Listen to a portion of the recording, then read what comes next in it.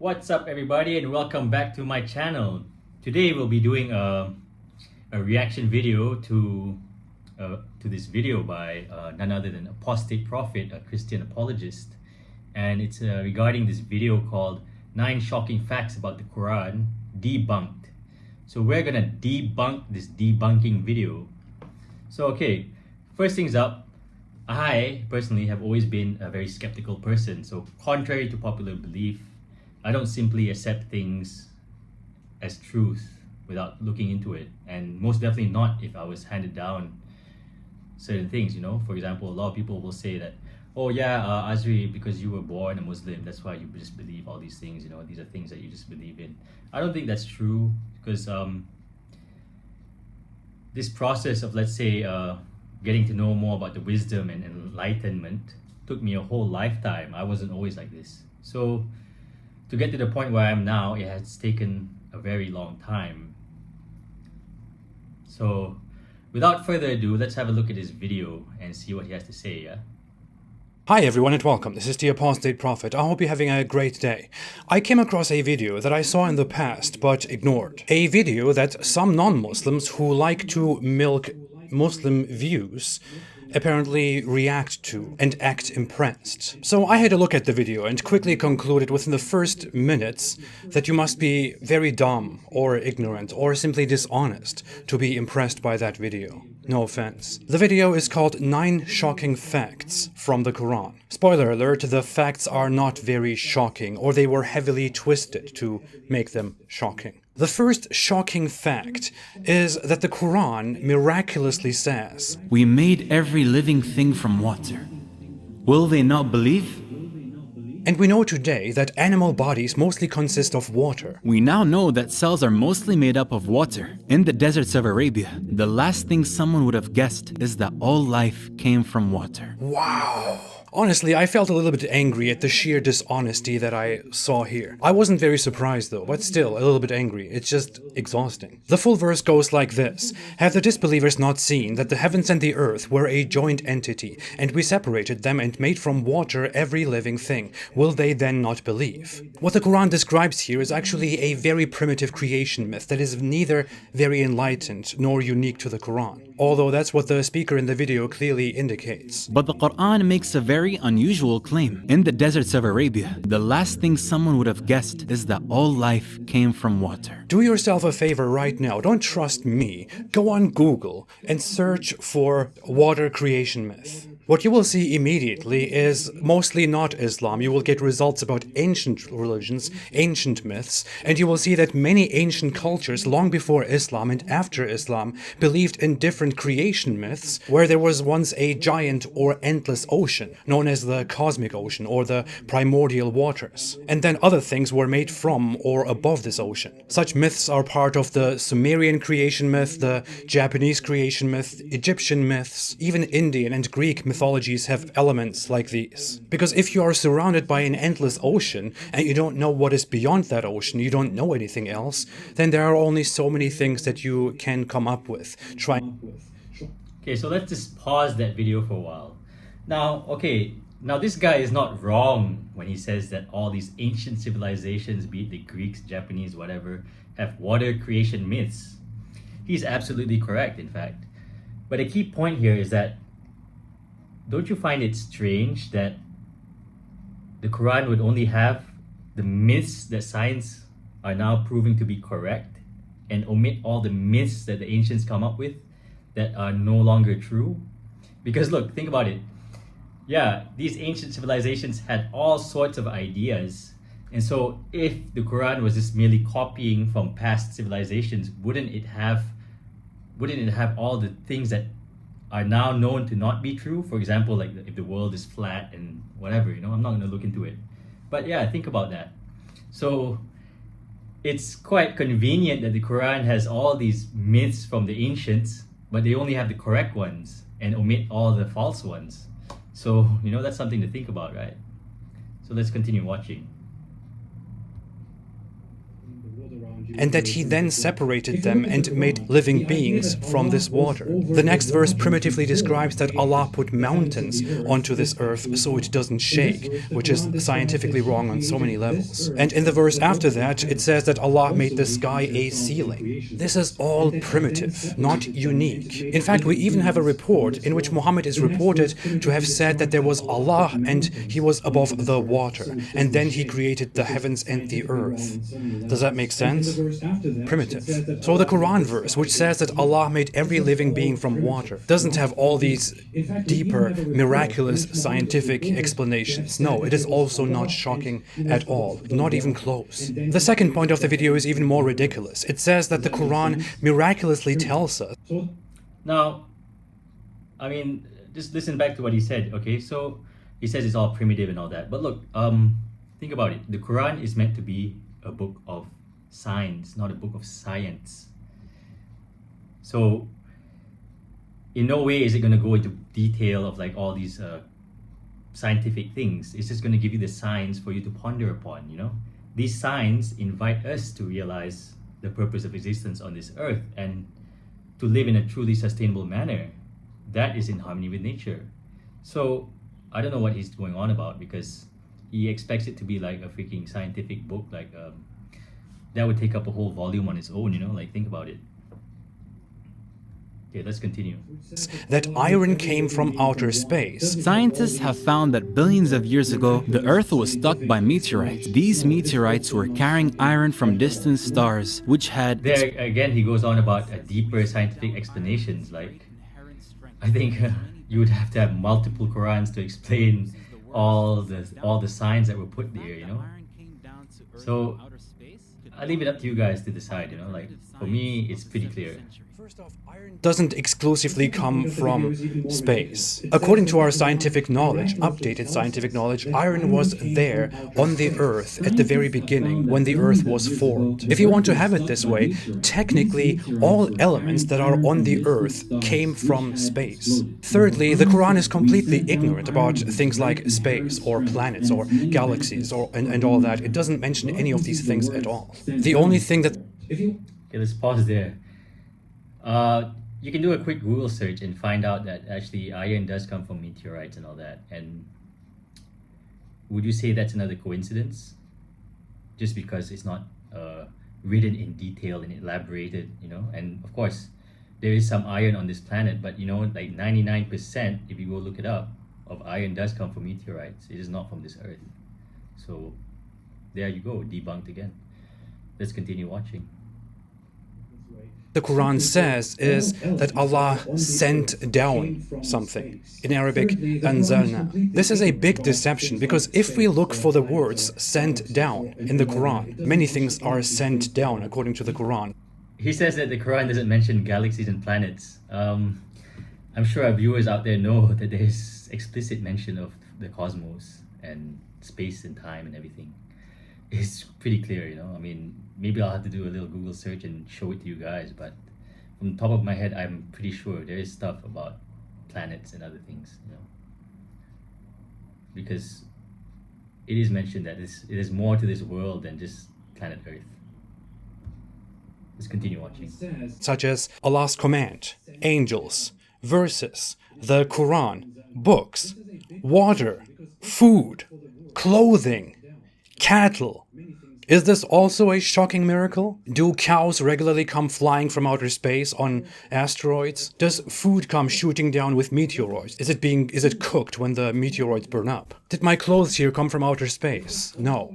When the Quran says that Allah sent down something, what it describes is that Allah is above us, above the heavens, according to Islamic knowledge. And He sends down such things, such as rain or water or food or cattle. He gives them to us from above, where He is. That's what the Quran means. This is not a shocking miracle. The third shocking fact is that the Quran describes the sky as a protective sky.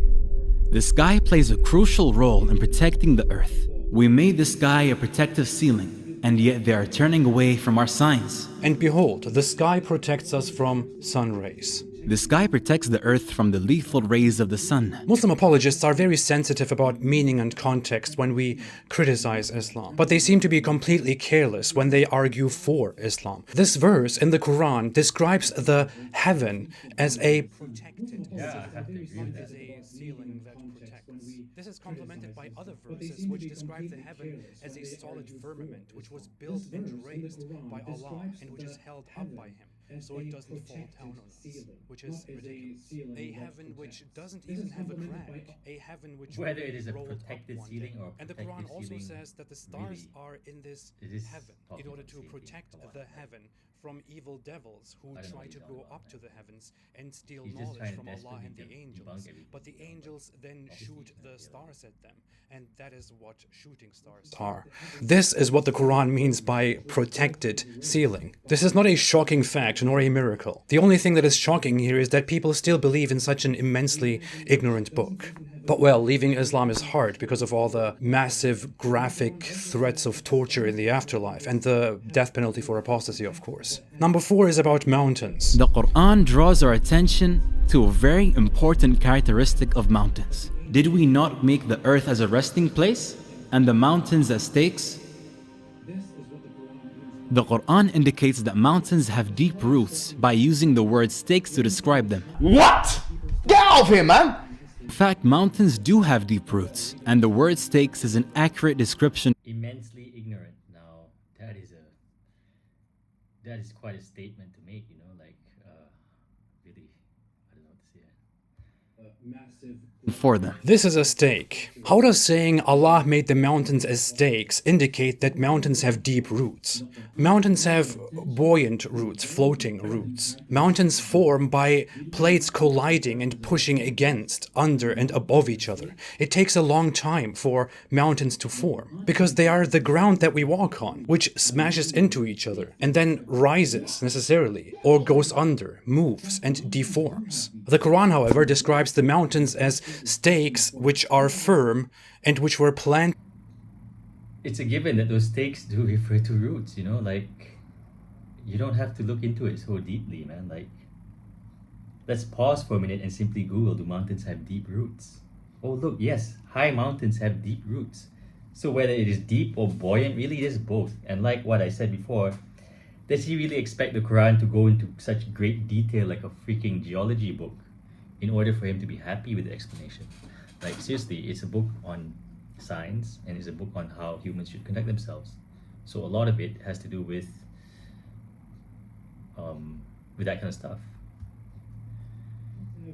Buoyant roots, floating roots. Mountains form by plates colliding into the earth by Allah so that the earth does not shake. None of these things is remotely true. It's rather laughable. I would really love to talk to a specialist, a seismologist about this stuff, and would really like to see their reaction. In the fifth fact, the video asserts that the Quran accurately describes an expanding universe in chapter 51 verse 47, and that this agrees with our newfound understanding. Okay, he just said that, right? But if you look at the video, it says, we place within the earth firmly set mountains, lest it should shift with them. So there is still a mention of the possibility of things shifting, just like how science talks about these tectonic plates and everything. So it is there, but he just conveniently omitted it by saying that it's just firmly set in the mountain. If God wrote that it was just firmly set in the mountain, why would there be that other line that says lest it should shift with them? The word shift is something that you must be aware of, you know? Of the expanding universe. And it is we who have built the universe with our creative power. To say that it's not remotely true, I think that is quite an accurate description. It can shift and, you know, the roots and everything. So anyways, let's continue watching.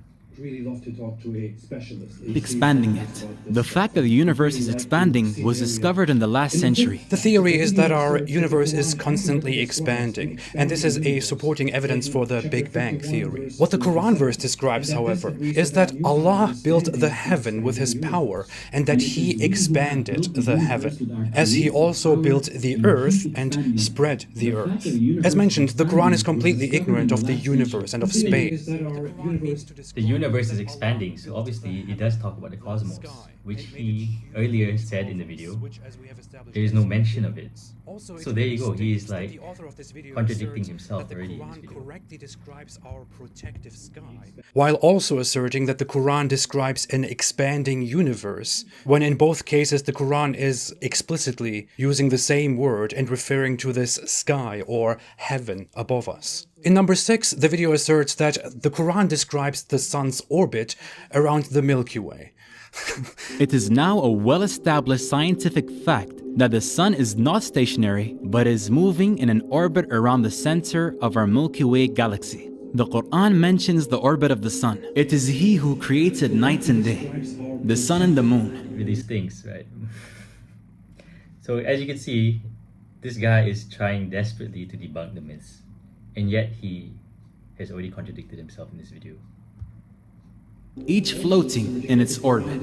What the verse says, to be precise, is that the night and the day and the sun and the moon each are swimming in an orbit, looking up to the sky and watching the sun and the moon go by every day. Heaven is part of the universe.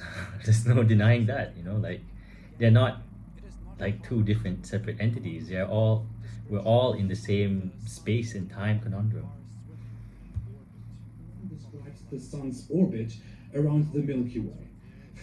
It is now a well-established scientific fact that the sun is not stationary but is moving in an orbit around the center of our Milky Way galaxy.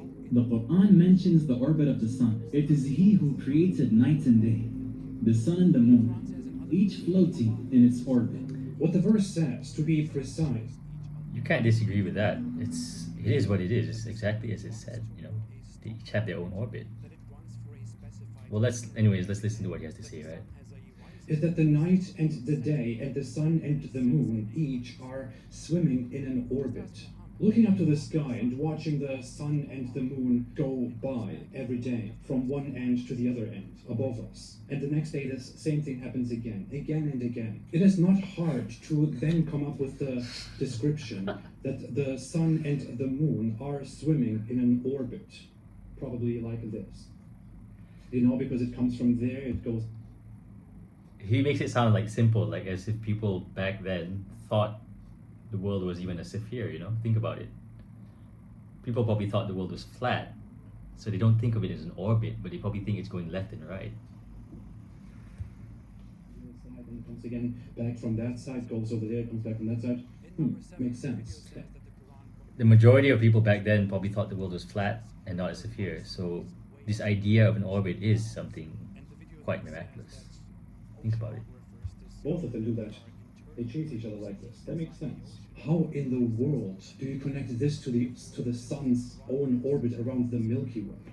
The Quran says in other verses that Allah brings the sun from the east, that the moon and the sun chase each other, that they can never overtake each other, that the sun runs toward a stopping point, that it runs for a specified term every day, that the sun has a rising place, a setting place, that it sets in a muddy spring, and more.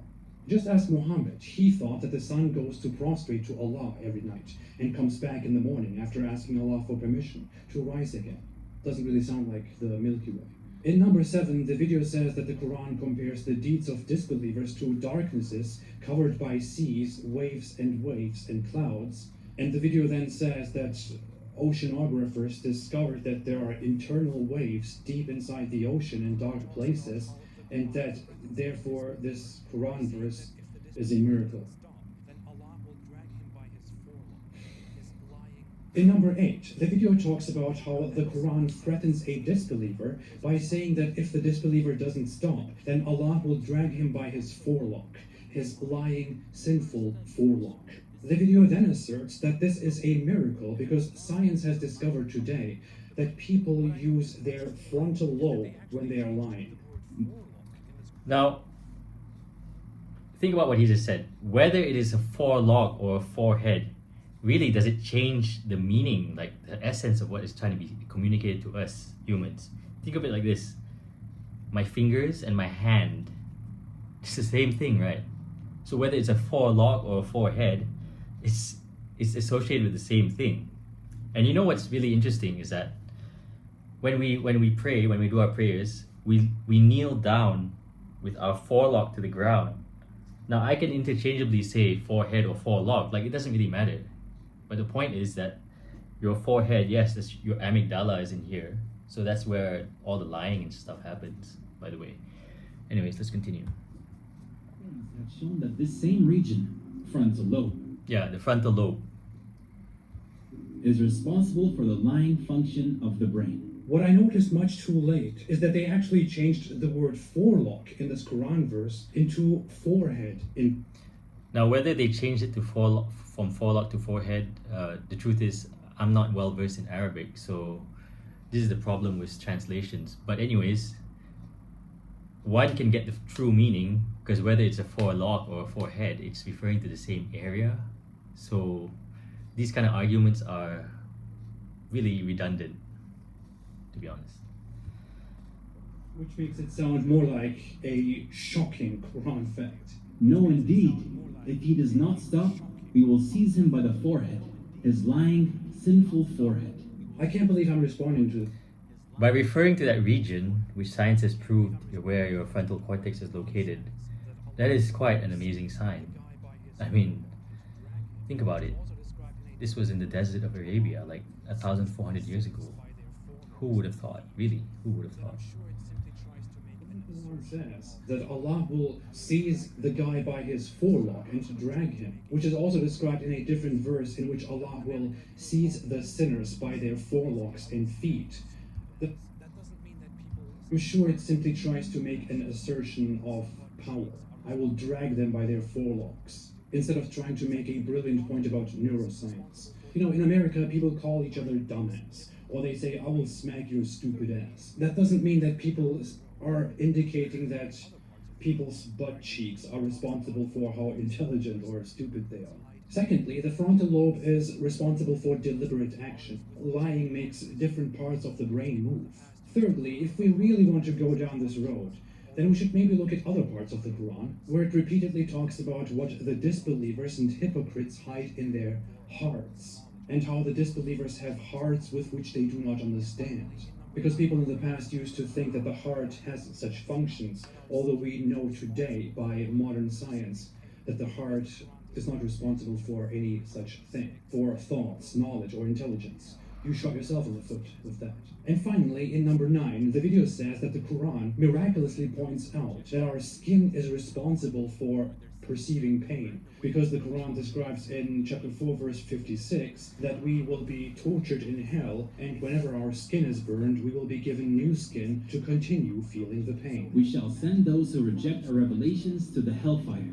When their skins have been burned away, we shall replace them with new ones, so that they may continue to feel the pain. The discovery of pain receptors in the skin is a fairly recent discovery for biology. So hey, imagine, the Quran describes that when we go to hell and we are tortured there for our disbelief, then our skin will burn up from the fire, but Allah will give us new skin so we can keep perceiving the pain and keep being tortured.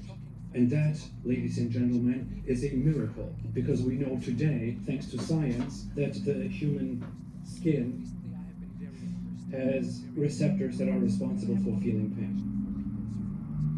And these are the 9 shocking facts about the Quran, which believing viewers like, and some others react to, and some pretend to be impressed by. You know, recently I have been very understanding and very nice, and I have a lot of compassion for people's flaws and their faults and all that. But I can't help it, I have to say that humans can be incredibly stupid.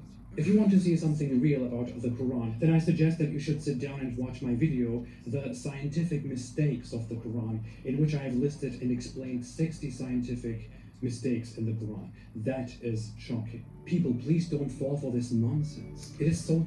Well, okay, that's the end of the video. Take what you can from it, and yeah, let's debunk the debunker, you know? May Allah guide your souls. Thank you very much, and don't forget to hit that subscribe button for more videos like this.